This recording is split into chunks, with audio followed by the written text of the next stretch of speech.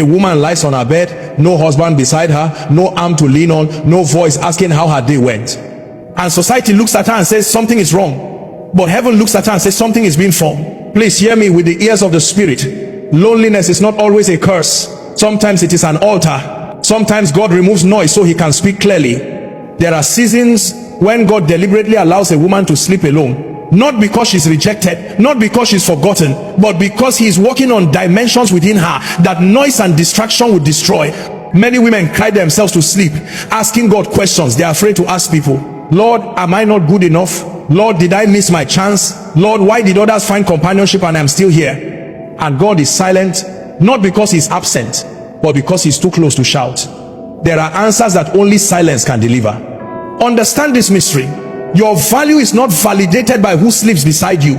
Your worth did not begin the day a man noticed you, and it will not end because a man has not yet stayed. Before any man ever calls you wife, heaven already called you chosen. Before any ring touches your finger, destiny already touched your spirit. A woman who sleeps alone learns things that many married people never learn. She learns how to confront her own thoughts without escape. She learns how to pray when there is no one to comfort her. She learns how to hear God when emotions are loud. She learns how to stand when there is no shoulder to lean on. And these lessons, as painful as they are expensive. They are not given to everyone. Do you know why some relationships destroy women? Because they enter them empty, desperate, and bleeding. They want a man to heal what only God can heal. They want marriage to cure wounds that require divine surgery. And so God, in his mercy, delays certain things, not to punish you, but to preserve you. Hear me. If you sleep alone tonight, it does not mean you are alone. The God who never sleeps is watching over you. The God who counts your tears knows every night you turned your face to the wall and cried silently. He saw you when you smiled in the day and broke down in the night, and he did not despise you.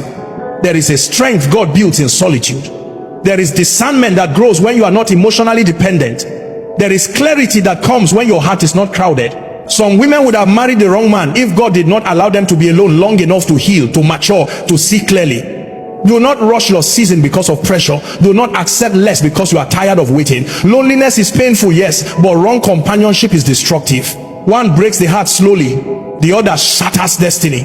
And God loves your destiny too much to hand it over cheaply. There are women listening to me who think their nights are wasted. No, those nights are prayer rooms. Those tears are seeds. That silence is training. God is teaching you how to be whole before you are joined to another. He is teaching you how to find joy without dependency, peace without permission, identity without validation.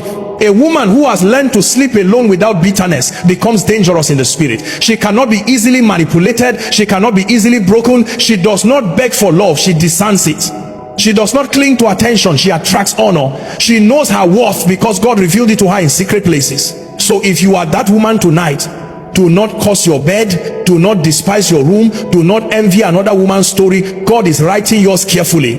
When the right season comes, you will not enter marriage as a victim looking for rescue, but as a whole woman bringing value, strength, wisdom, and peace. And hear this final truth deep in your spirit. When God is done with the work he's doing in you, your story will not look like delay, it will look like precision. Listen to me carefully. There is a dangerous misunderstanding in our generation, the belief that solitude automatically means rejection, that when a woman finds herself alone, it must be because something is wrong with her. This is not the language of heaven. God does not always use crowds to prepare people, and he does not always use companionship to build strength. Many times the deepest work of God happens when he separates you, not because he wants to wound you, but because he wants to form you. There are seasons when God intentionally removes certain voices, certain comforts, certain emotional support, so that a woman can hear herself think and hear God speak. Solitude is not God pushing you away. It is God pulling you closer. It is in isolation that God reveals identity.